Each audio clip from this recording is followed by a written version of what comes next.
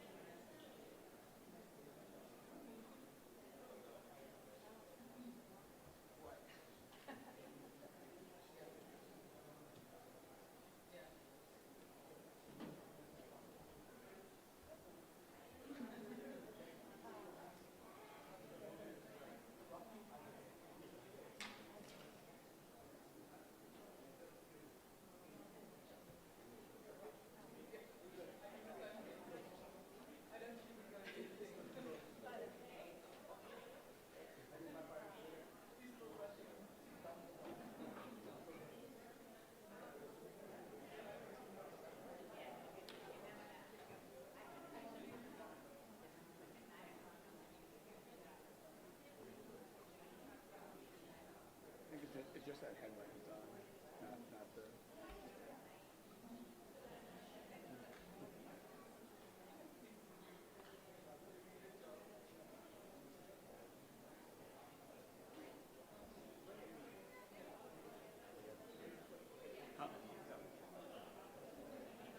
No, I think maybe turn it off.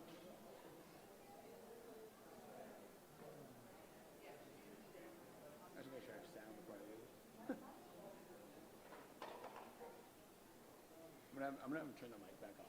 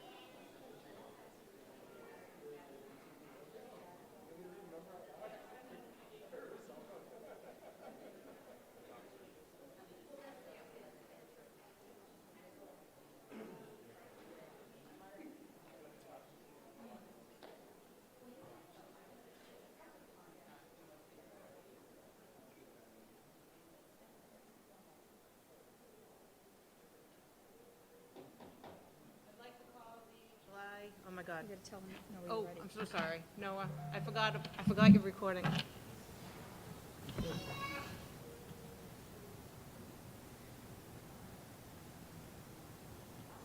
Yeah. I'm waiting for is there, Are we live? oh, you still get a red light, just saying. Okay, Red red light's light's good, on. all right. I'd like to call the school committee meeting to order.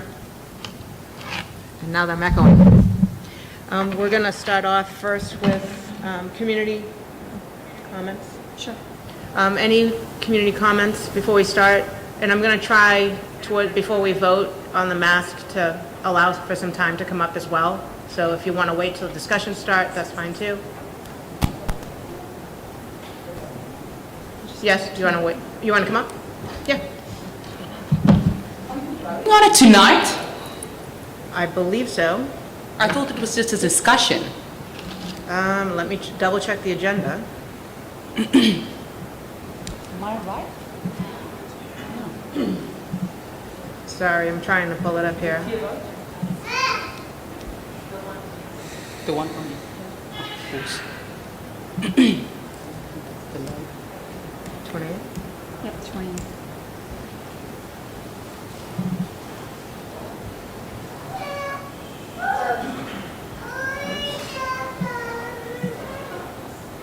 Yes, Voting. it is a discussion/vote, yep. Okay, so then I'll have questions. I didn't realize we were voting. So, have we looked at the numbers for Groton and Dunstable to see the numbers for the last couple of months of how many people have actually had COVID in the last couple of months? Has there been a look into that? Well, part of that is in part of our discussion, so yes. We'll comment on that. We'll also comment on the percentage of our communities in Groton and Dunstable that have been vaccinated. We just received some information from the Board of Health as recently as yesterday. So that is actually this board just got that information yesterday as well. Yesterday is when I got it, so I added it to the information packet. So that is definitely going to be part of the conversation. Okay, and then, and then if we do vote yes for masks, will there be a monthly get-together or where you can figure out, okay, do we still need masks? Or can we change this? Or are we going to just do this indefinite until the next season? Or how will this work? It'll be very similar to fall opening of last year. So fall opening of last year, there was masks, there was safety protocols. This was all a product of the school committee and then negotiating with the GDA. So no, we will not be coming back just as you saw last year with different surveys and stuff. We certainly would do the same practice of trying to keep in touch, and even last year we were told we kept too much in touch. But I think we'll probably take the same steps. We're also awaiting some definite information from the CDC, Baker, DESE. So at this point, this is basically what the school committee will work on to vote, because we have to start negotiation with the teachers to establish, which takes time. Last year it took all summer, and now we're starting in August, and we're going to start school, so we need to get something started. If my memory calls similar to last year, we did a CDC guidelines at the time, when we knew, and in retrospect, we know more now than we did then, of course, but we did CDC guidelines, which changed throughout the whole year. And as it changed, we did communicate with the community. Adjust. So it's going to be very similar. We're going to try and stay ahead of that curve like we did last year. But the information coming from the state, we're hoping is going to be more methodical, more timely. So we're at the will of that as well. All right, and will the fact, if the numbers in Groton and Dunstable is low, will that be taken into consideration? Or will we still have to follow? That will be part of this discussion tonight. Okay. And then my last question is, if we do decide, yes, go ahead on masks, will this be for the high school kids as well that's been vaccinated? Or will it be for 12 and up that's been vaccinated? Or will everybody have to have that? So that, again, part of this conversation, this board tonight will basically discuss, deliberate, as long as it takes, Okay. to discuss a K through 12 mask policy, a mandate of some sort. Now, it could, I mean, and I'm talking off the cuff because we can't talk outside of this room, us. So we didn't talk about per school. We could talk about per age. We could talk about vaccinated, not vaccinated. It could be a combination of so many elements. Okay. And obviously taking into consideration all the feedback, the emails. I received approximately 50, 60 emails. A 50-50 split of people that want masks and people that don't want masks. Yeah, of course. You know, and then, which we expected. Yeah. And then we have CDC guidelines that are national guidelines, then that don't take into consideration specifically Groton Dunstable or the surrounding towns of Groton Dunstable. And so there's a lot of factors that, and I'm not sure where this board is at because I haven't been able to talk to them because of the open meeting law.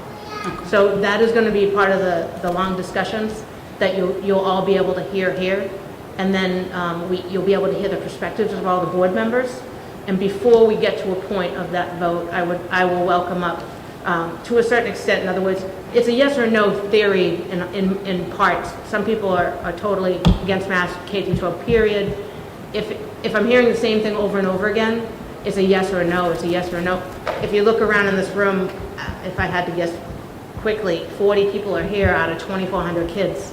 So and I appreciate all you guys coming and I appreciate the emails, but it's obviously difficult to take a pulse of the entire school. So considering that we don't have all the information, why we vote, I know it has to do with the unions and the school and the teacher and all that, but isn't it a little bit hard to make that decision, or can you change it going forward? We may have to change it if there's a mandate by Baker. Okay. So and the board can reconvene and discuss, which we did all last year. If you recall, as things changed, even in April, we came back in April, we reconvened. So if things get worse, if things get better, that's the thing. Yeah. We don't understand which way it's going, and we will adjust as the pandemic adjusts and the state adjusts. Okay. That's inevitable. No, I just wanted to make sure that there is Yes. ways to change it if we do get more information, because right now it doesn't sound like we have a lot of information just yet. Yeah, and last year, we had zilch until Yeah. almost the last week of August. Okay. But we still had to go through that negotiation and get you all in. I totally understand. Thank Yeah. you. Sure. I have some additional comments, but just for starters, I know you mentioned there's 40 people here, but was there a previous mention of this meeting taking place prior to Monday night? I know in the email it specified that it was as a reminder. I don't know if there was any mention of this. Yeah, it's been posted for a while, a couple weeks. Okay. But, you know, it's summertime, and we get that, but we don't make the rules, the state CDC, and, you know, this isn't a situation in which a lot of parents are even around in the summertime in the first place. We usually don't even meet in the summer. Well, I think that was what was, we were told there was no meetings until school's back in session, so we were just kind of surprised that, as a reminder, this was being taken place. I don't think anybody saw any notification of It's a this. surprise for us too, sir. Okay. Well, it was confusing because the email said, as a reminder, the meeting was taking place Because tonight. by law, we have to post 40, at minimum of 48 hours before, and it was done last week in the middle of the week. The Yeah. meeting was posted. All school committee meetings are posted on the district website as well as the town website. They're required by law to be. That's why the word reminder. Yeah. Anyone else? Sure. So we will have a chance to speak before your discussion? I will not let this conversations go on for days and hours on end, of course, because if they're repetitive conversations, but yes, I will.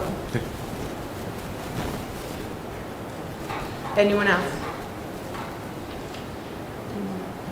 Come on down.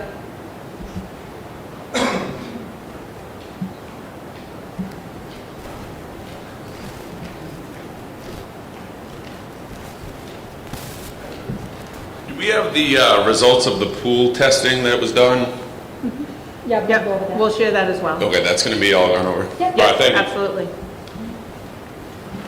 Okay, last call. All right, moving on. Do you want to start off? Sure. Okay. So let me just go over a few things. First of all, the things that we know, because there are some things that we do know. at least today, and we had a meeting with all the superintendents in the state, had a meeting with the commissioner last week. Some things were very firm that we know and that will be in place for September, and masking was not one of the things that the commissioner addressed at that time. So one of the things that the commissioner did address is that distancing will remain at 3 feet. We're to keep our disinfectant and cleaning schedules to remain the same as we had last year. Thank you, sorry. I was trying to use my teacher voice. Last year we implemented a number of improvements to our HVAC systems, and those are still in place. We have needlepoint ionization mechanisms in every single HVAC unit across the district. We also have HEPA filtration machines in Swallow Union and in Florence Roach, and those will be maintained. We will still maintain our contact tracing, and the state is still paying for pool testing. So those are the things that we absolutely do know. The very last thing is that, and they were very emphatic about this, that the state is not approving any district to use hybrid or remote learning to qualify for the hours in learning that we must do for the state. It's 990 hours for students in grades 7 through 12 or 6 through 12, because that's where our middle school is set up, and for K through 5 students of 900 hours. If there is a student that would have been so medically fragile that they could not have attended school prior to COVID starting, then they will be able to fill out the appropriate medical documentation with their doctor, and we will provide them with education, as we always would have. This would be a very extreme case. This would be a student who is undergoing chemotherapy because unfortunately they have cancer or something along that effect. A student who has lupus and is in a heightened state of that lupus might qualify for this. So I just want to be very clear that the commissioner was very clear with us, is that he is not anticipating providing any district. And I know recently there was something in the paper by some official in Worcester spoke and said that they may have to go hybrid, but I want you to know that the commissioner, as recently as Thursday of last week, said that he is not approving any district right now, and we must get approval from the district, because that's where from the state office. We must get approval for him for what our hours are counting towards time and learning, which is not only a DESE regulation, but also part of the laws of Massachusetts. So a couple of pieces of information that I think would be helpful for you to know. Cumulative positive test cases of COVID that we had at the district level last year were 11 staff and 54 students. Pool testing, we had about 900 to 1,000 students, because it varied, and staff, it varied week to week, that participated in the pool testing. We had 8 times where a pool tested positive, and we did very rigorous contact tracing to the point of where I know some people were a little annoyed at the level of contact tracing that we did.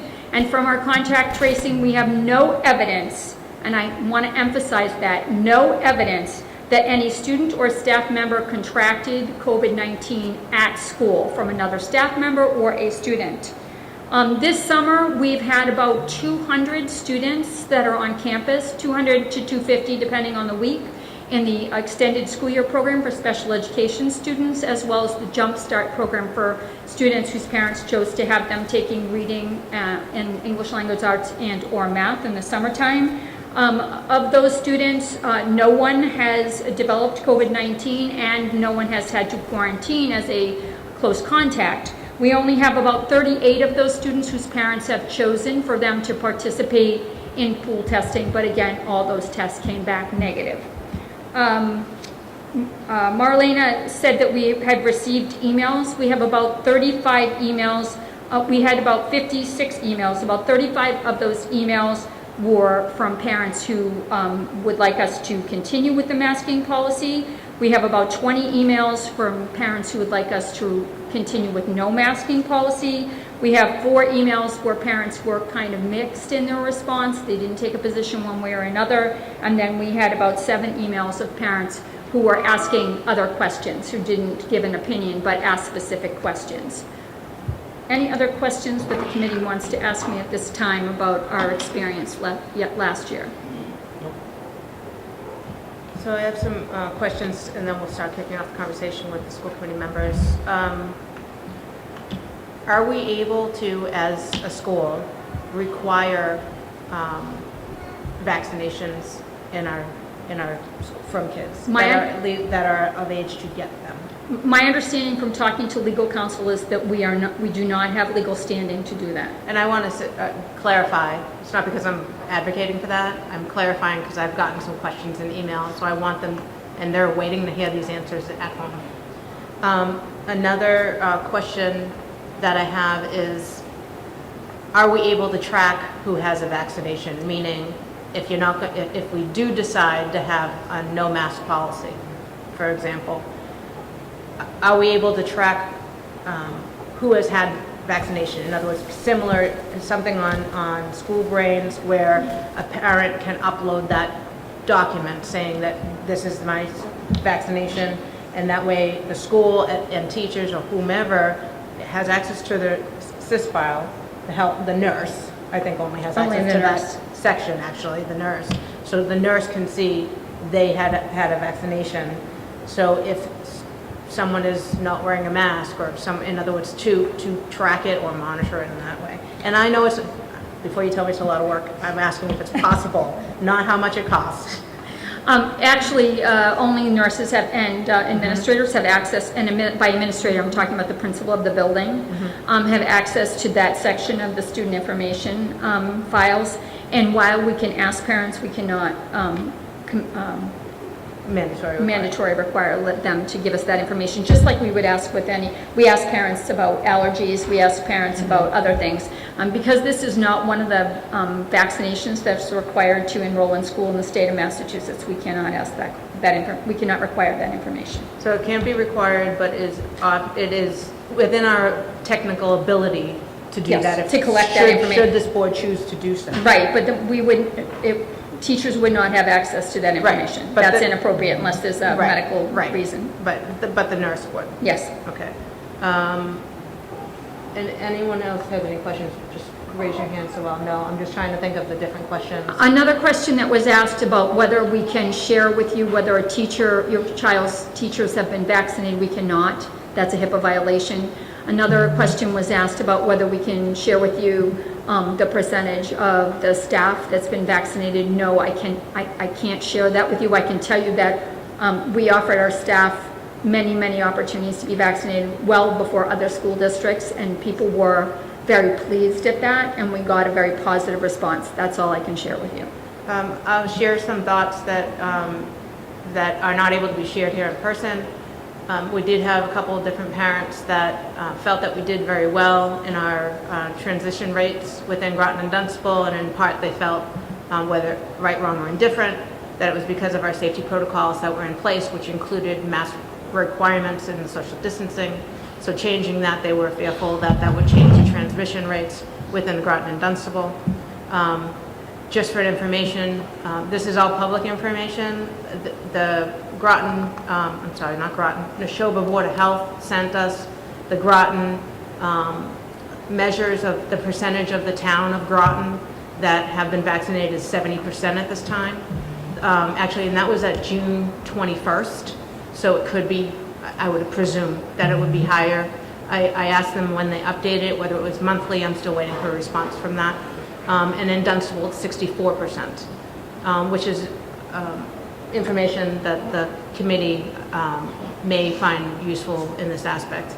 CDC guidelines were, to my knowledge, correct me if I'm wrong, K through 12, all masks recommended As of yesterday, which was not a couple weeks ago. I just want to clarify, though, that is part of the same update section that says for adults, they're recommended for indoor masking in specific areas. So the CDC has said that they are going to come out with further clarification. So whether that statement regarding, and also that came out yesterday, said that there are 5 counties in Massachusetts, Middlesex not being one of them, where that follow under the CDC guidelines where adults were recommended to wear masks. So again, I'm not taking a position on this, I'm just simply sharing information. Right, right. And a couple parents pointed out that the AAP, which is American Association. American Association of Pediatrics, recommended masking as well, K through 12. And that information is in the packet for everybody. So I guess what I'd like to do at this point is ask the school committee members if there's any other additional information that you want to share. Yeah, I just want to share one other piece of information, because this is a question that keeps getting asked. If the school committee was to vote to require masking, and the governor's office and the Department of Elementary and Secondary Education did not require masking, the school committee vote could be subject to legal action, legal challenge by those who don't want to wear masks. It doesn't say that they would prevail in court, but it could be subject to action because it's not based on, last year when we made the regulations, the governor's office had compelled us to do so. So without that support, there would be possible legal challenges in the court. And I just want to let the school committee know Did that. everyone hear that and understand that down here? Yep. Okay. So I'm going to go to unless we have more No, to that's share with fine. them. I'm going to go to the members. Thank you for volunteering, because I was going to have to pull somebody. Brian, we're going to go down this line. Yes, can we just? So, Brian LeBlanc here. So clearly, we've heard from parents on both sides of the argument here. My opinion is that the bottom line is that the school committee is not made up of public health officials, and we should be following the guidance of DESE. Certainly, we've heard from the American Academy of Pediatrics and the CDC on their opinion. In my opinion, they're taking a national view. DESE takes a look at a state level and what's going on, data, drawing the conclusions. And so, as of today, DESE's guidance is not that we require masks, that we do not require masks. Therefore, it's my opinion that we follow that guidance and makes masks optional.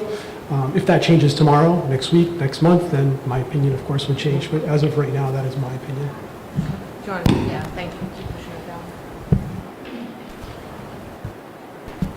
I agree with Brian 100%. I think we navigated a sticky situation extremely well last year because we followed the guidance of the health professionals. I don't think we should overreach, nor do I think we should underreach, or out of an abundance of caution, disregard the guidance of the public health officials. Our number one goal is to keep folks safe, keep schools open, and I think our best bet to do that is follow the guidance of DESE. That was my opinion last year. I voted every time last year with that guidance, and I intend to do the same this year.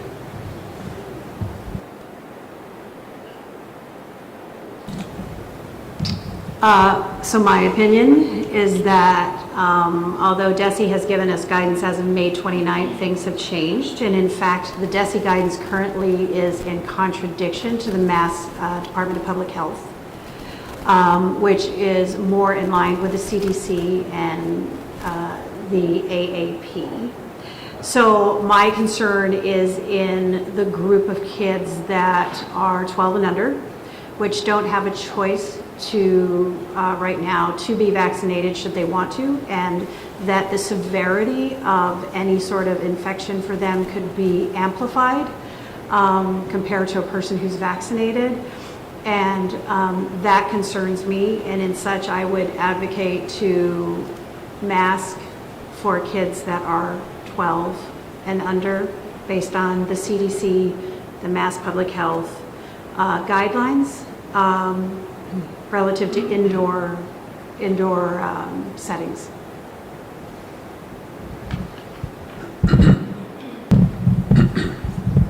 I'll keep mine short. I think Brian said at the beginning, follow the health experts.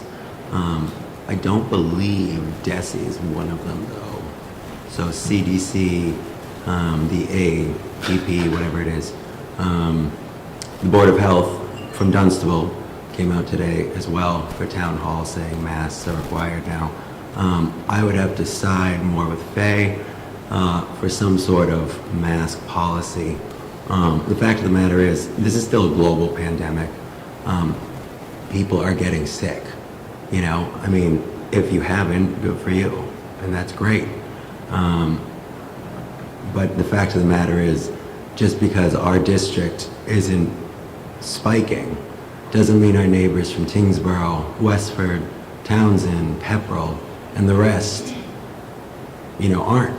And if they play with their kids, they have a meeting with you, and they could be infected, then you bring it back to the district. You know, hopefully that won't happen. But the best way, all these places say, to combat that is to wear a mask. So I would support some sort of mask mandate. I'm going to let Lacey and Jeff sign it. Give me 1 second, guys. Go ahead. You got the microphone. Lacey, you want to go first? Okay, can you hear me? Yes. Yep. Okay. So I've been really deliberating over this the last few days and kind of going back and forth in my head between what I personally feel comfortable with and what I believe we have the authority to do, given the fact that, as you previously stated, Governor Baker and DESE at this point haven't issued the mandate. Personally, I believe that children under 12 should be masked. I intend to have both of my kids wear masks in the fall, and I've already talked to them about that, regardless of what we decide as a committee. However, I do know that there are a lot of people in the community that don't feel that way, and I recognize the fact that last year at this time, we were doing what was in line with Governor Baker and DESE, and where we don't have that guidance at this point. I don't know. At this point, I'm undecided whether or not I would vote yes for a mandate without that guidance. However, I would like to add to that and say that if this committee does not impose a mandate, I would strongly urge parents of kids in the elementary grades that still feel that their kids should be masked. I feel that they should feel comfortable to do that, and that there shouldn't be any stigma around that, or that they shouldn't be made to feel bad for that. Everyone has their own reasons for doing things. As it was pointed out earlier, some people have family members who are compromised, or the children themselves might be, and therefore they may really need to be more protected. So I would hope that the community would support that and support parents' choices to do that, even if there isn't a mandate. Thank you, Lacey. Jeff, can you hear me? He might have to unmute. Jeff? He was there. I'm going to come back to Jeff, and I'm going to... I'm here. Can you hear me now? Yes. I can hear you now. Okay. I was double muted. I'm sorry. Okay.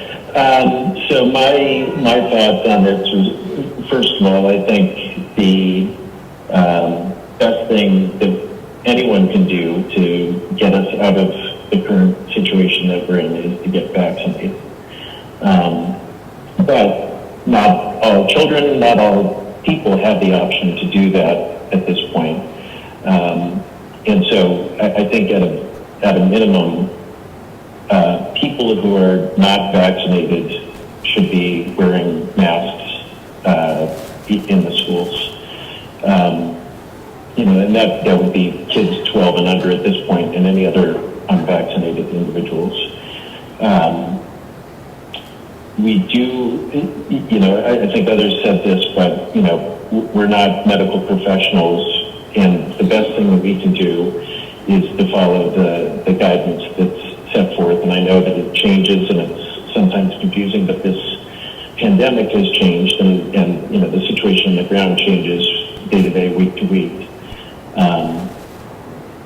So the current policy that we have in the district is for universal mask wearing inside school buildings during school hours. I think we have updated it too. And so I would say for the beginning of the year, until we get some further guidance based on what we're hearing from the CDC, what we're hearing from the pediatricians, is to continue that policy going forward. But at a minimum, like I said, I think we should require unvaccinated people to be masking in the district. Thank you, Jeff. My perspective is that I don't think that we should mandate across the board K through 12 for masking. I think that it's unfortunate that not everyone is eligible to have a vaccine, but I don't think that it's in the best interest of the entire district to force folks that cannot have the vaccine or that have had the vaccine to wear a mask.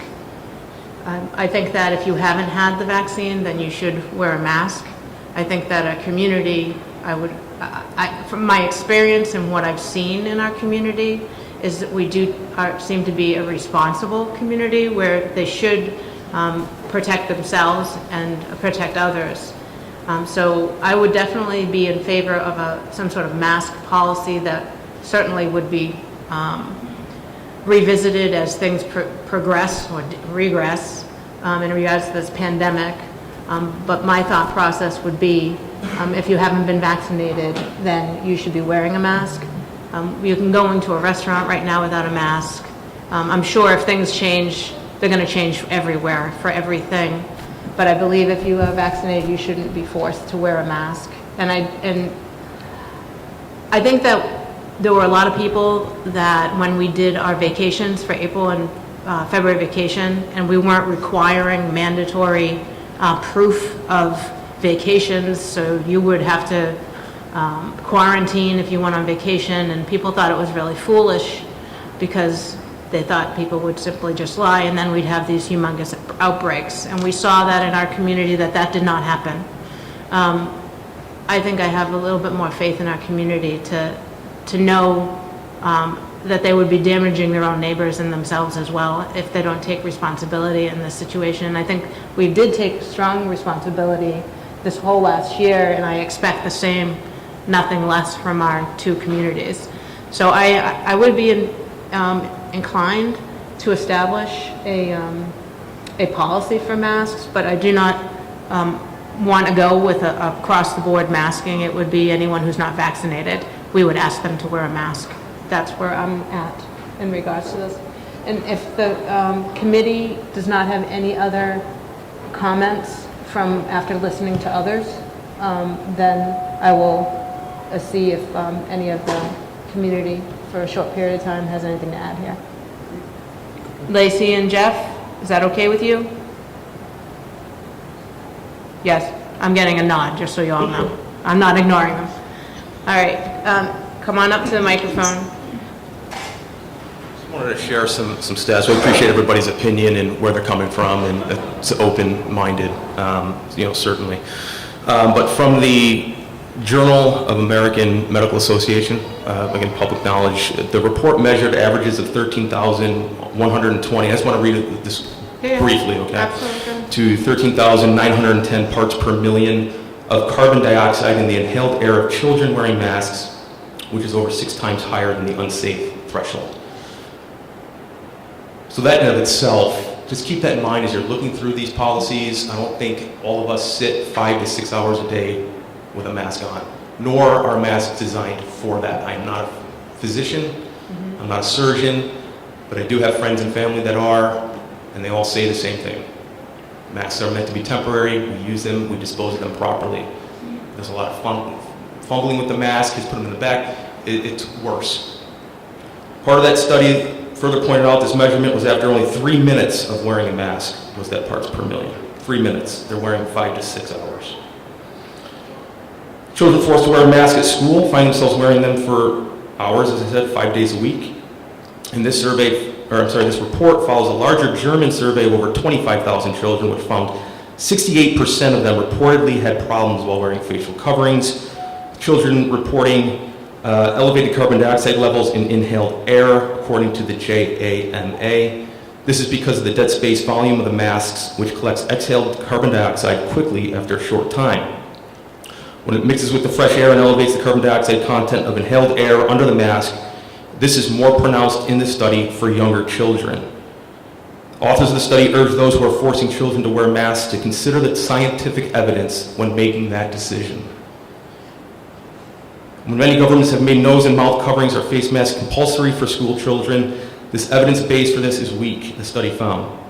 We suggest that decision makers weigh the hard evidence produced by the experimental measurements accordingly, which suggests that children should not be forced to wear face masks. So we just consider that it would be optional, as we've done with everything in the past, as to whatever a family is comfortable with. Certainly, there's folks here today wearing masks that don't wear masks. I think as a community, people respect that choice, and I think that choice should be optional. Thank you. Next person up? Okay, go ahead. I want to point out to you guys, we Monday night had our 4th of July fireworks, and I know it's outside, but there was no social distancing, there was no sanitation stations, and kids were literally sitting on top of each other. Adults were sitting on top of each other, there was no social distancing. So if you're going to see a spike, it's going to be a week from now or 2 weeks from now. So that's where you're going to get your numbers. And I didn't see, if I counted, maybe 5 masks. So I just want to point that out. Thank you. My name is Dr. Joshua Dunsky. I treat spinal pathology and peripheral neuropathy. I've been treating for 22 years, and I'm really sad to have to be here tonight. I do not want my children wearing masks. I want parents to be able to decide that. For my family, we don't want to be wearing masks. And I have some information I want to share with you. I really hope that this body in front of us right now is independent and you're thinking with the science, because unfortunately, we are, a lot of us are led by what's on the news and not based on science. So I want to show you some things from the CDC, from the WHO, etc. I'd like to put this committee on notice on behalf of our children. My findings raise significant concerns, both medically and legally, on the current mask situation and what you're about to vote on. Masks are ineffective for the purpose claimed by this mandate. It's a myth that masks prevent viruses from spreading. The overall evidence is clear. Standard cloth and surgical masks offer next to no protection against this virus because the viruses or particles are extremely small. It's like throwing sand through a chain. The CDC conducted a large, and you can look this up, and I have documentation right there, a very large randomized control study. They did a meta-analysis on every study in the world, and they looked at every single study that was focused on masks, and they found that masks did not protect the wearers from coronavirus. And I quote, they found no reduction in viral transmission with the use of face masks. Yet every narrative on the news tells you face masks protect us.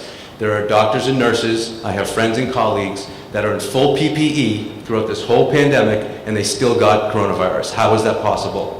Yet a bandana and a cloth mask is going to stop this. We need to use our common sense also. There are dangers with face masks. There have been hundreds of mass studies related to the influenza transmission done over several decades. Well-established facts that masks do not stop the viruses. Part of that evidence actually shows that cloth masks actually increase influenza-like illness. Bacteria are 50 times larger than virus particles. As such, virus particles can enter through the mask pores, yet bacteria remain trapped inside the mask, resulting in the mask wearer continually exposed to bacteria. That gentleman that cited that study is absolutely right, New England Journal of Medicine. It shows what happens after a few minutes sitting in these masks, and yet our kids have to stay in this situation all day long, every day. Any intervention, especially one that is prophylactic, must cause fewer harms to the recipient than the infection. Per the CDC, the survival rate for kids below 20 is 99.997%. Why are we even talking about this? You're going to say, well, to spread it to adults. That doesn't happen, I'm going to show you. Okay? Age 21 to 49, 99.98% survival rate without treatment. Age 50 to 69, 99.9% survival rate without treatment. These are all per the CDC again. And over 70, 95% without treatment. We know now all the information on all the prophylactics, all the therapeutics that are out there now have a very, very high success rate in treating COVID-19. but yet they continue to be suppressed by the media. There are thousands of doctors that will tell you this, but unfortunately they're taken down immediately, as quickly as it goes up. So people don't hear this stuff. It's in the research, it's in the data. Dr. Anthony Fauci, everybody knows, okay, was very clear that asymptomatic transmission was not a threat. He stated verbatim, in all of history of respiratory-borne illnesses of any type, respiratory-borne viruses of any type, asymptomatic transmission has never been the driver of outbreaks. Never. The driver of outbreaks is always asymptomatic person. Dr. Maria Van Kerkhove from WHO, World Health Organization, asymptomatic cases are not infectious. Dr. Redfield, CDC Director, testified at the House Foreign Affairs Subcommittee that healthy people should not be wearing masks. Yet they come out with this narrative that we should, and therefore we should, without looking at the science. It's the CDC science. Furthermore, a mandatory mouth mask on school children is a major threat to a child's development. It ignores the essential needs of a growing child. The well-being of our children and young people is highly dependent on the emotional connection of others. Masks create a threatening and unsafe environment where emotional connection becomes very difficult. Now here comes the informed consent. And I ask that you please listen. Regardless of the lack of safety and efficacy behind this decision to require a child to wear a mask, it is illegal to mandate an EUA, approved investigational medical therapy, without informed consent. Emergency use authorization by the FDA means a product is investigational and experimental. That statute granting the FDA the power to authorize a medical product of emergency use requires, it's in the law, it requires the person being administered the unapproved product be advised of his or her right to refuse administration of that product. That wasn't done last year, and I don't think you intended to have it done this fall. Furthermore, by requiring children to wear a mask, you are promoting the idea that the mask can prevent or treat the disease, which is an illegal, deceptive practice. It is unlawful to advertise that a product or service can prevent a disease unless you possess competent, reliable scientific evidence substantiating the claims to be true. Where is your evidence that masks work? Because I have evidence in that packet right here and in here cited from well-respected journals that it doesn't and that they're harmful. And I hope you'll think about that when you're making this decision for our kids and some of your kids. There are no efficacy standards on child-sized masks and respirators under OSHA. Why do we think that is? But there are proven microbial challenges as well as breathing difficulties that are created and exacerbated by masking our children. I'll summarize with this. The fact that mask wearing presents a severe risk of harm to the wearer should, standing alone, not be required for children, particularly given that these children are not ill, they've done nothing wrong, and would warrant an infringement on their constitutional rights and bodily autonomy. Promoting the use of non-FDA approved, emergency use authorized masks is unwarranted and illegal. This mandate is in direct conflict with Section 360 BBB-3 and some more letters and numbers, which requires the wearer to be informed of the option to refuse the wearing of such device. Misrepresenting the use of the mask as being intended for antimicrobial or antiviral protection and or misrepresenting the masks for use as infection prevention or reduction is a deceptive practice under the FTC. It's all there. It is clear there is no waiver of liability under deceptive practices, even under a state of emergency. As such, forcing children to wear a mask or simply forcing use any other than non-FDA approved medical product, a non-FDA approved medical product without a child's parental consent is illegal and immoral. This letter serves as an official notice that our children do not consent to being forced to wear a mask. Should you implement this mask mandate, we will not fail to take the maximum action permissible under the law against this committee, this board, and each of you individually. Accordingly, I urge you to comply with federal and state law. and advise children that they have the right to refuse. They have the right to refuse to wear a mask or not. And the ones that do have to be told that it's a possibility to reduce or prevent infection for COVID-19. Any other course of action is contrary to the law. I am willing to testify as to the veracity of the contents in this document. Please confirm no further pressure will be exerted upon our children to follow this illegal mask mandate, and that our children will not face any retaliatory disciplinary action. Thank you very much. Thank you. If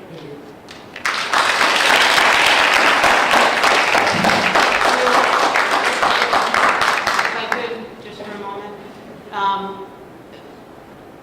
I'm trying to be thorough, and I'm trying to hear everyone, but I want to basically also use our time really wisely here.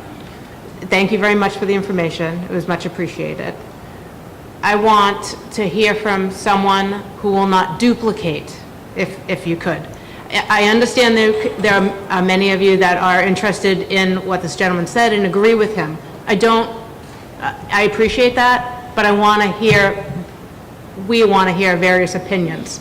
So if you have something different to say, and I want to hear multiple voices here, okay? Please come up. In fact, you can form a line. I don't know how many people want to talk, and I want to try and let as many people, within reason, because this is not a public forum. Please understand that, okay? Go right ahead.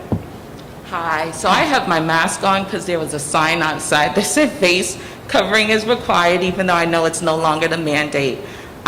What I do want to say is I want my child to be in school, because what most of parents have recognized is that when the children were not in school, their social skills were compromised, their academic skills were compromised, and so I want my children in school, and I want a policy that will ensure that they will be in school, that they will be safe, that they can socialize, that they can interact with their teachers, and that they won't be sick. Or if they are sick for whatever reason, that there'll be something in place where if they're at home and they need to quarantine, or if there's another family member who's ill that's quarantining, whatever the situation is, that they can have some type of academic support in the event of illness. So my biggest concern is that my children can be in school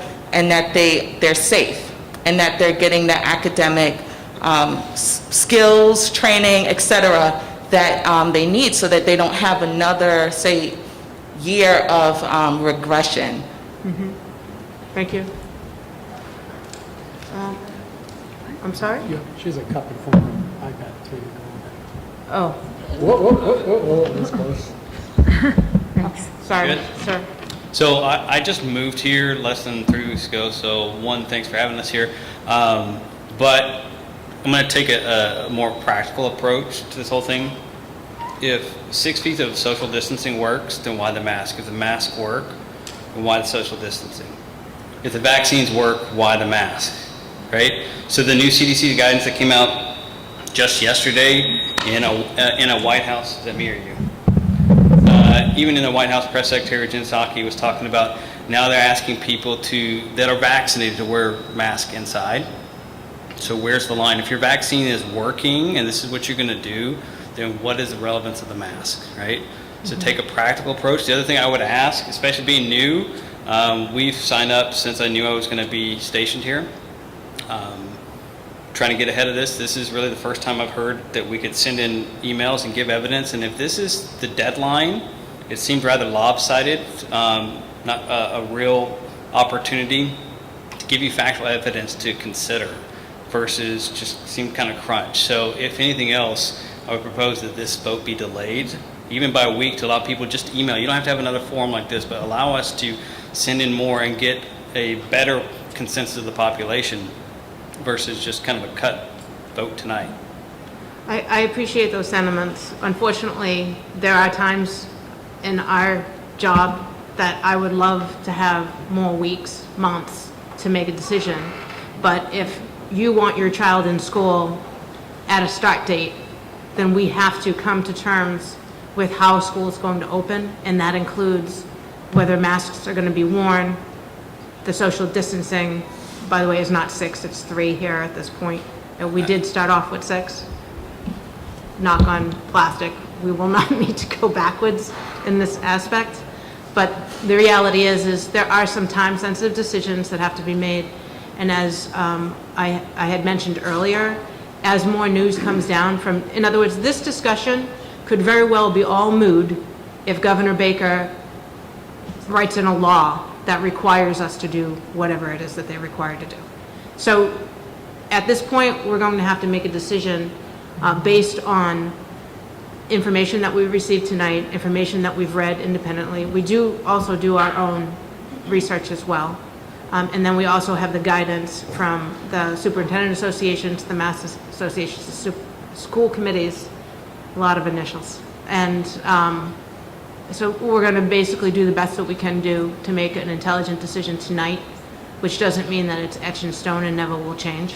It means that it will be a starting point to establish our fall opening or a path forward in which we can start the discussions about fall opening and plan. It's not like we can snap our fingers and open school. There's a lot more involved in that. Weeks and weeks of planning. You know, what if Governor Baker or DESE or any of the organizations that can actually force policies down that we have to follow, say, all right, you have to now you need a remote learning plan. Now you need a recourse for this. Now you have to have remedial services if someone's out for 2 days. We don't know. We have to plan ahead. That's exactly what we did last year. We took all summer to do it, and we don't have all summer to do this now. We have a month, not even. So I'm sorry if it feels rushed. I know it feels rushed. I don't like it any more than you do, but we have to start now. And if we have to call the meetings to adjust, we will. If you have students enrolled in the district and you have an email listed with us, then most likely you're going to be inundated with emails and surveys and questionnaires, and you'll see how much we will be in touch with our parents through the whole course of the year, as we were last year. No one can accuse us of being quiet last year. So I appreciate that, but I would also say that the idea is to have a plan, not to make a cut decision right now. And so we just came from New York, where I would say that we were probably way more cautious than even this state. And I also came from teaching at a university for the past 3 years, where we did this exact same thing. And the problem with that is that when you make a cut decision like this, you're giving people hope that we can change it. You're not going to change it within the semester. You're not going to change it. It's always going to be pushed to the next one. Right. So even just giving people the opportunity of saying, hey, we will hear things for the next 5 days. Give them an opportunity to send you some information. Sir, I'm going to say it again. We're making a decision tonight. I'm sorry. I understand. I hear you. But we are making a decision tonight.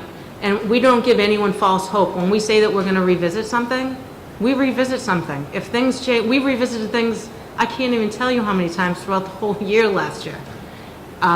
We've met hundreds of hours to discuss and change. We were the first district to have 4 days in for our elementary and middle school. We were the first district to actually come back April after vacation and have negotiations done. We've been ahead of the curve based on the way that we do our business now, and we are going to do that. I appreciate that. I'm going to move on to the next speaker in regards to that. We're not going to go back and forth. I'm going to agree to disagree with you. I'm sorry? Yeah, I'm sorry. Brian's going to say something right now. Sorry. You don't see. Please stay there. Yeah, sure. So, I mean, I think this gets really complicated. You know, I've heard from some of my peer board members here that they would recommend masks for children under the age of 12 or perhaps anyone who's not vaccinated. You know, I watch the news too. I mean, my question to them would be, well, what about breakthrough cases? We've seen that in the news. So I guess we would have to require teachers who are teaching to children who are under the age of 12 to be wearing masks in that scenario. Or what about administrators? What about people who travel amongst the different schools? Because we may have teachers or administrators who spend part of the day at the high school, then go to the middle school, the elementary school. It starts to get really, really complicated, okay? And so I can appreciate that there are members of the community that have their own personal views on what they feel is safe. I would certainly appreciate that there are students out there that have a hard time learning with masks on. My wife is a veteran teacher in another school district. I asked her about this. She said that she had difficulty teaching and the students had difficulty learning to some degree when wearing masks. So I think this is a very large multifactorial decision. It's not something that's an open book, closed book. And this highlights why we as a school committee, I sell software for a living. I come in here and I volunteer and I do this, right? We are not qualified to be vetting data sources, performing this analysis, and then reaching our own conclusions. We should be following the guidance that we're receiving from DESE, who's working in partnership with the Massachusetts Department of Public Health. Yeah, I think my only comment is that it is such a personal decision, it seems, with the mask wearing. And if you have children in school that their parents do choose to have them wear a mask, there is that logistical challenge to try to have that child wear a mask and the other children maybe not wearing a mask. So I think on both sides, I'd like to just see how we would support the teachers to be able to do that and manage that. I think I see that as challenging, but understand that people have their opinions and it's really to each their own, I think, at this point. But that's just my personal consideration for the teachers and how they would sort of mandate that my child wear a mask when the other children might not. But at the same time, I appreciate that some don't want their children in masks as well. So I just wanted to make that comment. Thank you. I think in part, if we had a situation where we have a classroom and there's no mandate, it's a parent has kids wear a mask if that's what the parent wants. I don't think it's personally, I don't think it's fair to ask a teacher to determine who's supposed to be wearing one, who's not supposed to be wearing one, make someone put it back on if they're not wearing one. They're there to teach. They're going to be trying to teach amongst a different situation as it is. Parents are going to have to really talk and work with their kids and take responsibility for doing that stiff parenting that says, you're wearing a mask, Johnny, and that's what you're doing.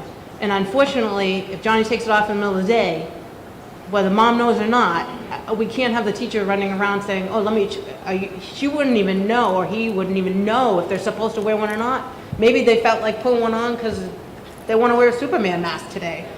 God knows, you know what I mean? So I'm being straight up front. I just don't think it's fair for our teachers to be responsible for that. I don't think they could be. That's what I'm saying. Exactly. It's just not possible. Right. So that's the challenge here. I have my son's a rising kindergartner. He's going to do what probably everyone else is doing. You know what I mean? So that's the challenge. If I want him in a mask, then he's probably not going to want to wear it. Right, right. Please. I just had a quick question. I think last year I remember seeing, do we have a doctor who's a consultant for the district? Yes. Has he made a recommendation? Yes. You want to share? Listen. Yes, we do. No, we're hiding. No. According to our doctor, I can't look it up on my computer because there are Dr. Coleman, right? Dr. Coleman, because at Pediatrics West, thank you. And he supports the American Association of Pediatrics recommendation that all students K-12 wear masks. Someone else want to come up? Whatever is decided tonight, will that be implemented on the school bus as well? And Dr. Chesson, you mentioned that the commissioner said the 3 feet spacing is not negotiable this year. Will that also impact school bus seating? That's the school bus seating part we're going to have to take a look at. He did not talk about that in terms of transportation, but he was very specific that last year we had 6 foot three foot at least, and 6 was optimal, and we went with 6 foot. It was extraordinarily expensive. Going to 6 foot social distancing was about $1.2 million because we hired 30 additional staff members so that we could do that. We have money from not nearly as much as other districts do when you read in the paper. But we have CARES Act money, that ESSER 2 and ESSER 3 money, and we're using that money to bring in the appropriate staff so that we can attack the learning loss that we had last year. So it's not so much about social distancing because our classrooms are fairly small, and so we're already about 3 feet. We're arranging some furniture. We have a couple of large classes at Florence Roach, so we kept on 2 additional staff members that we had brought in last year. In terms of school buses, I'd have to take a look at that. We have not had a recommendation or guidance from the Department of Elementary and Secondary Education. Now, regarding masking on school buses, if it's considered to be public transportation, as you're aware, in the state of Massachusetts, you still have to be masked on school buses. So that the Department of Elementary and Secondary Education takes the position that that's public transportation because you're not forced to take a school bus, right? You take it at your own choice. My guess is that masking will be required at least for students that are under the age of 12 on school buses. And we told we're going to get guidance this week, but that guidance I've heard is about how we're going to provide vaccinations to students and not any of the topics we've taken up for discussion tonight. Come on up. Good evening.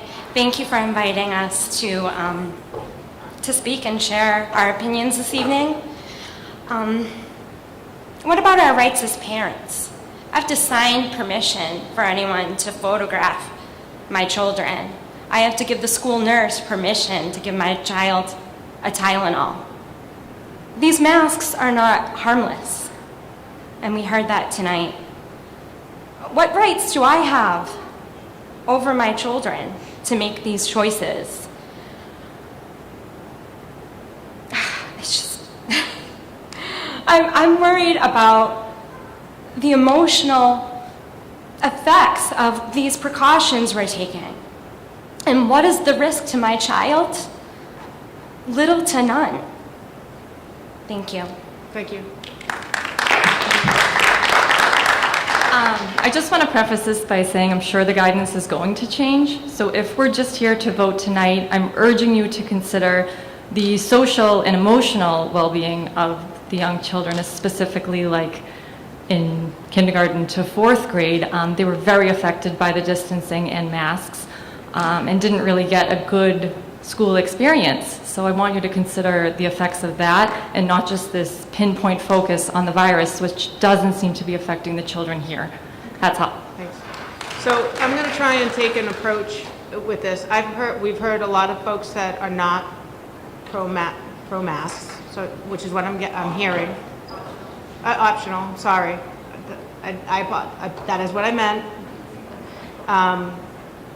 Is there anyone here that would like to speak about the fact that of any reasoning or feeling that they do feel a mandatory mask in our district would be beneficial?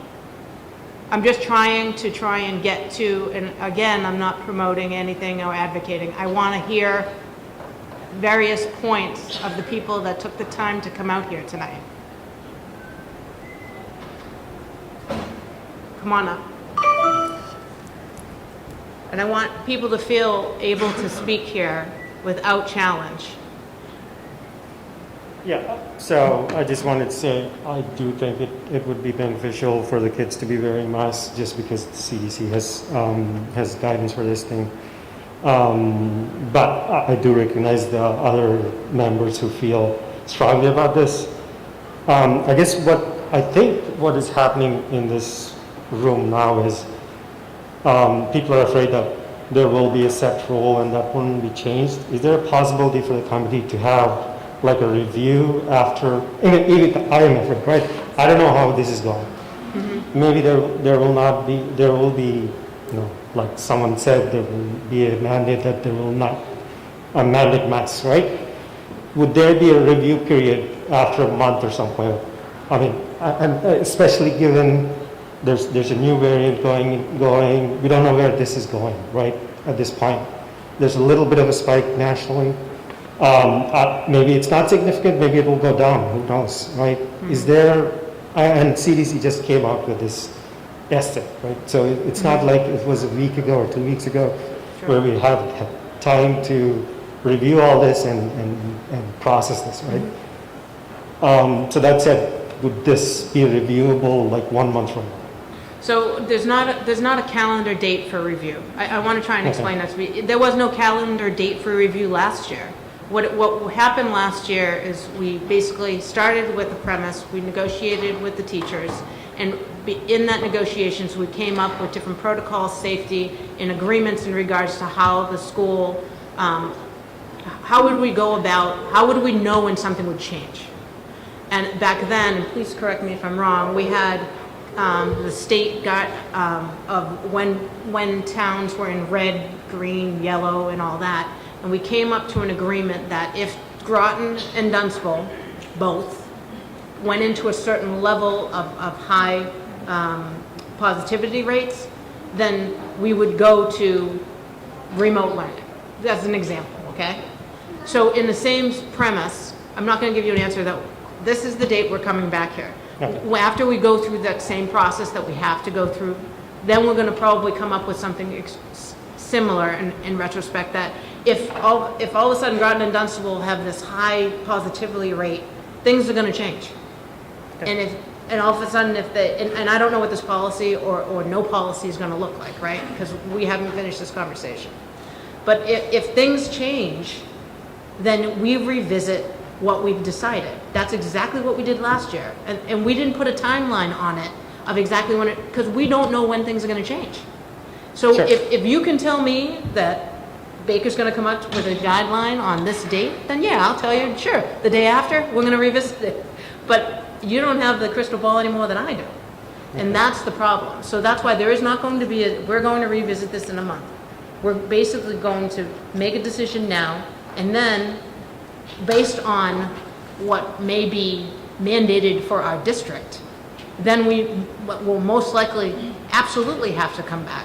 If all of a sudden there's some spike in regards to our specific districts, because we didn't go by national, I don't know what people remember or what people were here from last year or not, because this gentleman just moved here, right? I'm new to the process too. My kid right. is just all right, entering and that's school. why. So basically, being new to the process, what was going on in our community, our school community, meaning Groton and Dunstable, is what dictated what we did. What was happening in California, New Jersey, Texas, did not come into play here, and it's not coming into play this year either. That's exactly what we so we will change with what happens in our community. Now, my personal perspective, we have 70% vaccinated in Groton, 64% vaccinated in Dunstable. Those are pretty high numbers. Those are pretty high numbers. I'm hopeful that we won't have to go backwards in our school community. But then we're talking about masks here. We also have sports in our high school and sports in our middle school. The MIAA will have their own regulations. And if we want to play sports, we will have to abide by them. So we may come up with this policy here, or may not come up with a policy here in regards to face masks. The fact that we will automatically have to reconvene to even talk about the MIAA regulations, because you can guess that there's going to be a differential than last year or in the year before that. So we will be visiting it. I'm not going to give a date. And let me pass it down. So that. One thing I'll say is if you're familiar with our district or not familiar with our district, and if you were paying attention to what we went through last year, there's an incessant amount of self-reflection that we do at every school committee. There's an update done by the superintendent. We report numbers. We talk about our current policy. We talk about how we're doing in our district. We're talking about how successful we're doing, and specifically related to COVID. If you go back and look at all the public documents that record the sort of discussions that we had, and this relates to the reassessment that we are constantly doing and the changes that we had. If you actually went back to see how adaptable we have been as a committee, and if you really want to be granular about it, look at the adaptability of our committee in Groton versus other communities around us. We were constantly reassessing the right thing to do. And quite honestly, this group of parents won't let us forget. We'll always be here. You guys will always be coming and asking us questions. We will constantly be looking at that reassessment. There's no way around it. We have to be diligent about this, and we have to be diligent in the sense of whether we choose to mask, whether we choose to unmask, whether we choose to physically distance or not.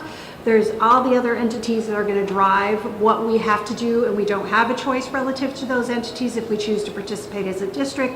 There's a number of variables that we have to adapt to, and as everyone has said at this table, we are not medical professionals. We are just put into the position as elected officials to try and do our best to assess the information that has been presented to us and to the best of our conscience and the best of our ability, do the right thing. And that's all we are trying to do. And to everyone's opinion that they prefer to be unmasked, and for every study out there, there's a contrary study. So, and for every physician out there, there's another physician that will debate them. And and I don't have a right answer, and I do not have a wrong answer. I just have to do my best to give an answer so that we can progress to the best of our ability and keep looking, at what we need to do on a weekly or bi-weekly basis as we go through school committee to do the right thing. And that's all we're trying to do here. Whether we choose to decide as a committee that we're going to, for a day, until Desi or somebody else comes out and tells us otherwise, that we want to mask or not mask, we're just going to try to keep moving the ball forward and doing the right thing and keeping everybody in motion and keeping our kids educated to the best of our ability. And that's all we're trying to do at the table. All right, thanks a lot. Appreciate it.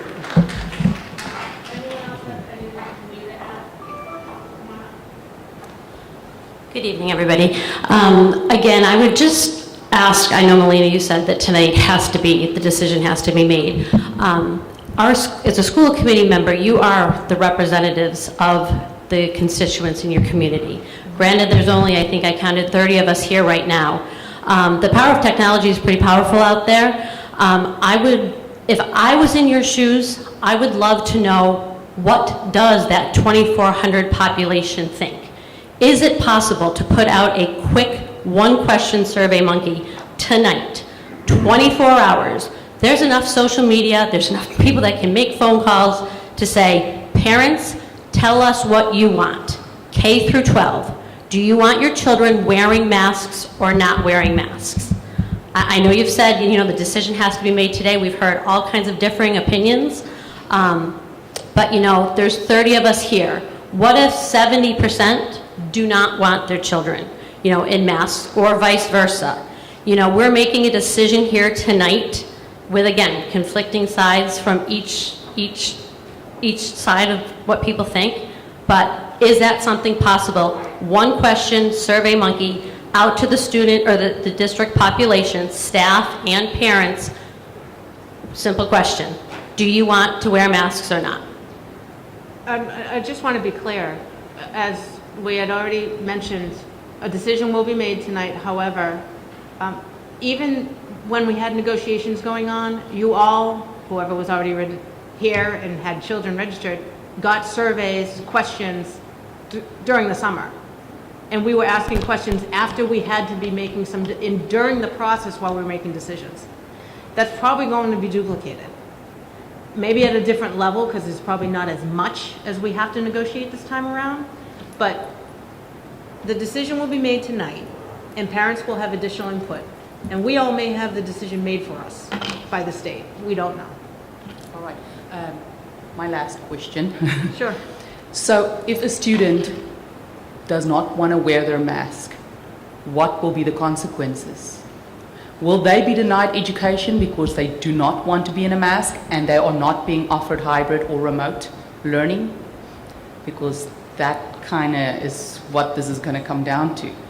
We're denying a student education because they have the right to not wear that mask, or we're going to deny them education because of that.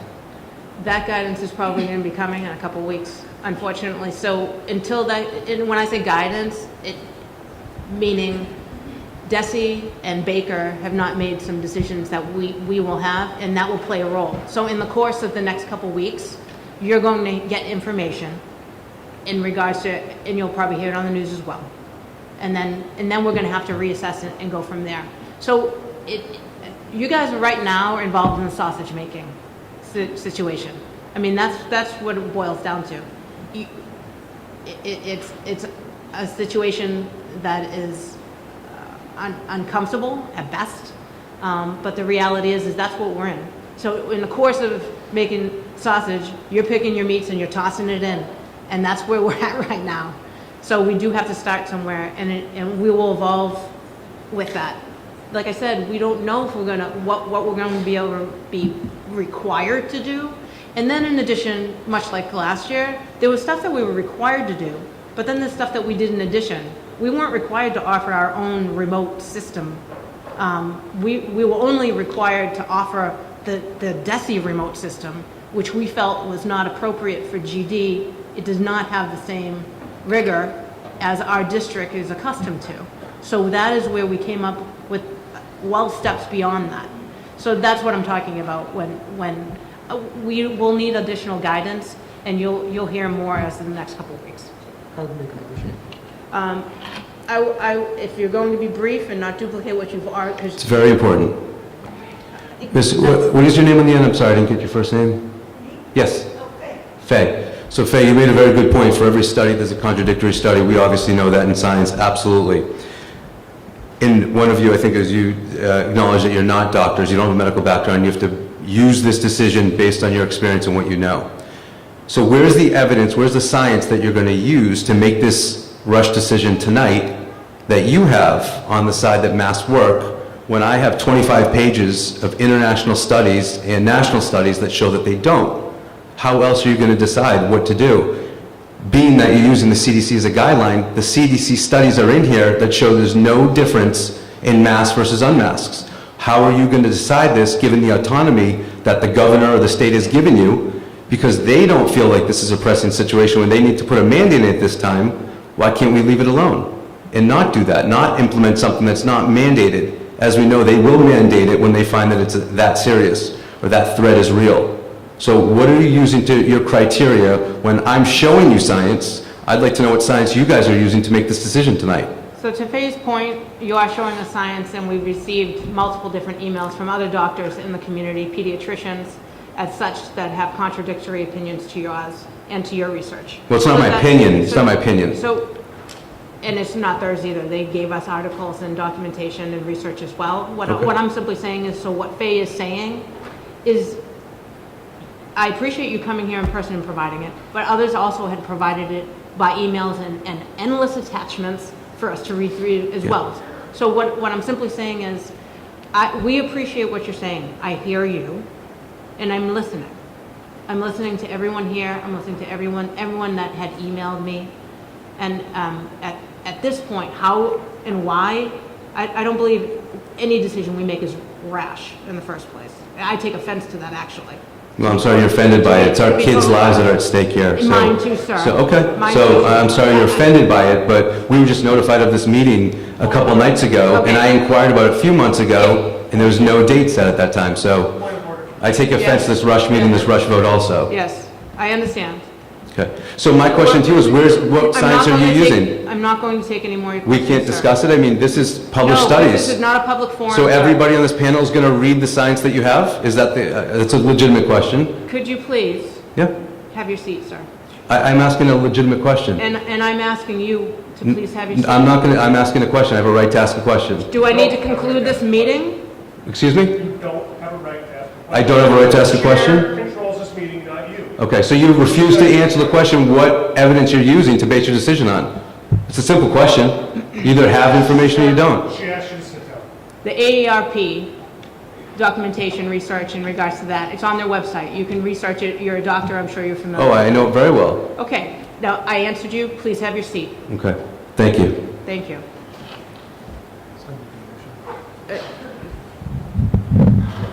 So I would make a motion that we conclude this agenda item and we move on to the next item in our agenda, which I believe is a motion to move to executive session.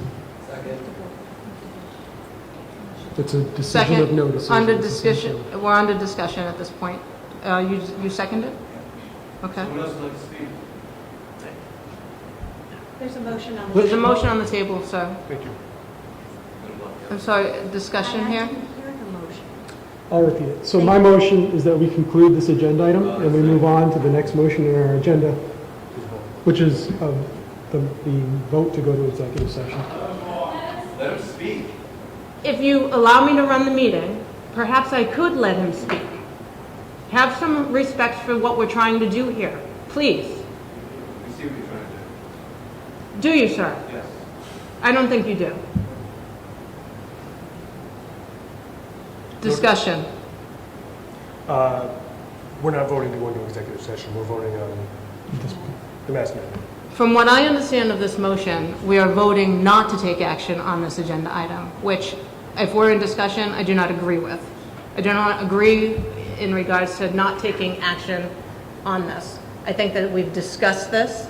I think that, I will get to you, Ralphie, I see your hand, thank you.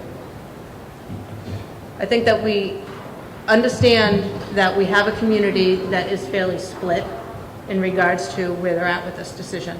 I understand we have CDC guidance, I understand we have the AEP guidance, I understand that we have endless research on both sides of the fence here, but I also understand that we need to go into contract negotiations that will take weeks on end, and we need to open our school in the fall. I also understand that this will be revisited if any mandates come down from Baker. But we have to have a starting point, we have to have a step forward so we can actually communicate with our staff and prepare them for a tentative fall opening.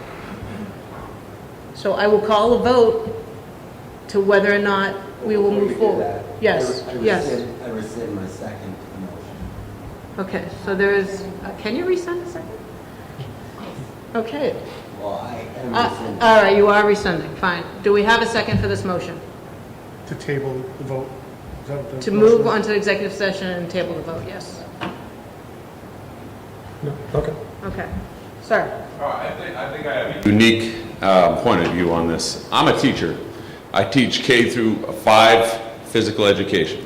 I see 547 students a week. I'm the most exposed teacher in the school that I work in. I'm in a district in Burlington, and I see all these kids every single day. I think the biggest problem with wearing the masks is these kids do not get to see one another have that facial expression of smiling, happiness, all that stuff. I can't communicate to a kid across the room that I'm happy with what they're doing with a smile. I can't show them that I'm frustrated with a frown or whatever. These kids need to have that social interaction. Blocking their faces, it's not natural, it's not something that's okay for them. Like we've heard with all the research here, it's terrible from them from a carbon monoxide standpoint. When they're running around, or carbon dioxide, sorry, when they're running around and huffing and puffing in gym class and stuff like that, it's awful for them. I also see, right now, I train kids in a weight room in a local district. There's 25 kids in that weight room. It's humid, it's hot. Not a single one of them is wearing a mask. We have had not one case of COVID-19 over this summer. Not a kid gets sick, not a kid get the sniffles. I don't see what the issue is right now. I don't know why we're going backwards, back to where we're going into the mask. I don't understand it. It's something that's obvious that the kids, most of the kids in the district don't want, and I think the parents in the district don't want to see it either. It needs to be an option for the parents. Like the lady who just spoke before me said, what happens if the kids just show up and they're not going to wear a mask? If you're not going to provide any kind of learning for them, what's the next step? What's the step there? You can't not provide any learning for the kids if there's not going to be a remote option for the parents in that situation. Because my kid's not going to school wearing a mask. He will show up every single day without a mask, and you'll have to provide one. You'll have to provide one, and it's going to break, it's going to do whatever, he's going to take it off. He is going to be in school being taught without a mask on. And there's nothing that can be done about it. Thank you. Thank you, sir. Okay. At this time, I would entertain a motion to approve a mask policy that allows parents to choose whether or not. We have wait a minute. We have an active motion on the table that needs to be No, voted. it actually, sorry. Didn't get a second. It didn't get a second. Oh, it didn't get a second. I'm Yeah. sorry, I missed that. Yeah.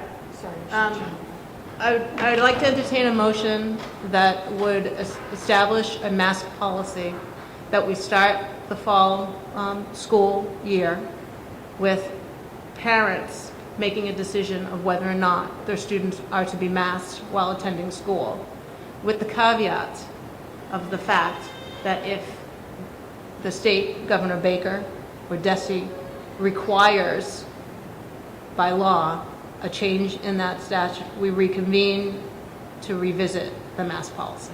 Second it. Discussion. I'm going to start with you guys, because I'm going to forget about you, because you're so small. Let me get, roll call vote. Lacey? Yes.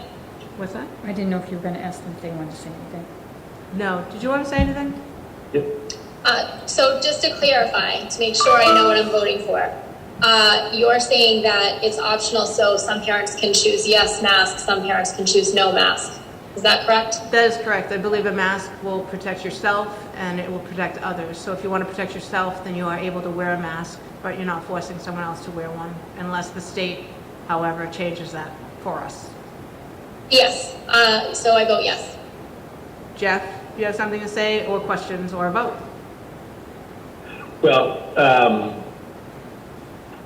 so this is kind of challenging because are you essentially making a motion to rescind the current policy that we have Yes, I am. on that? Yes, because currently our policy is K through 12 wearing masks on site during the school day. Okay. I'm going to vote no. Okay. I'm going to hand this down so y'all can vote on record. Brian? Brian, yes. Pete, yes, I support the motion. Faye, no.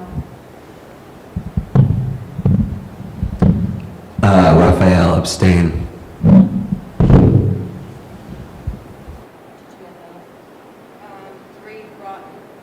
Just so people are aware, I know this sounds strange, but a Groton vote is not equal to a Dunstable vote because of the regional agreements. So they have to do a little math here. Let me elaborate. It's not because we like Groton better. Right. It's simply because there's more of a population. It's based on the number of students in the district, and there's more Groton students in the district than Dunstable, so it's calculated in a certain manner.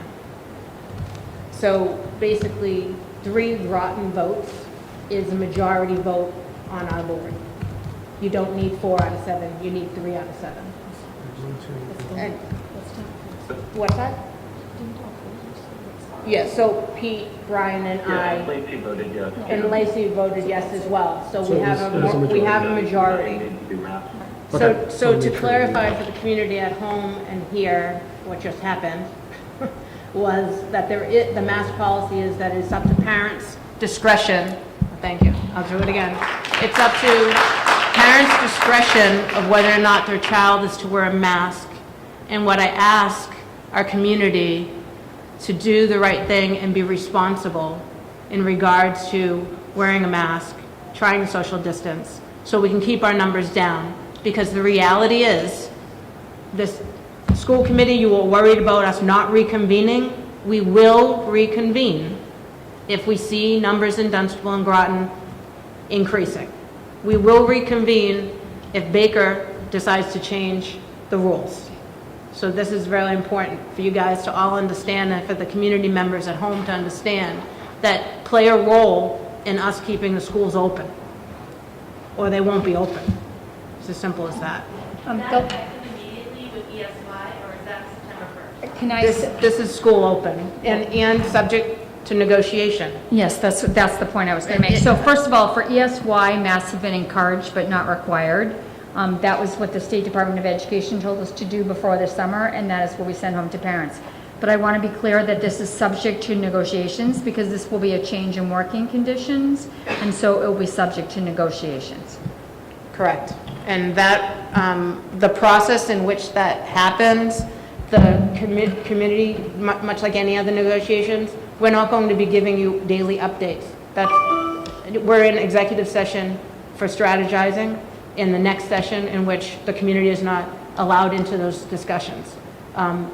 Because of the reasons why you'll see as I read it, why we're entering into executive session. But what I'm simply saying is, you will get updates like you did last summer as to what the outcome was. And you will definitely get some emails in regards to if there's something that in course, that we need some information from our community, we will tap into that electronically. Because over the summer, we don't get a good turnout here, obviously.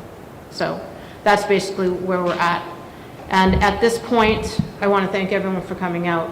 I want to thank everyone for tuning in who's been emailing me through this whole meeting. And I've been fumbling in conversations here and conversations here with community members, so thank you for the patience. I would now entertain a vote to enter into executive session for the purpose to discuss strategy with respect to collective bargaining or litigation if an open meeting may have detrimental effect on bargaining or litigation position of the public body, and the chair so declares in accordance to MGL Chapter 38, Section 21A3, Unit A, negotiations. Second. We're going to do a roll call vote. Lacey? Yes. Jeff? Yes. Marlena, yes. Brian, yes. Pete, yes. Say yes. Rafi, yes. Okay. We're going to go into the conference room at central office. So I'm just going to carry you guys down the hallway. I'm really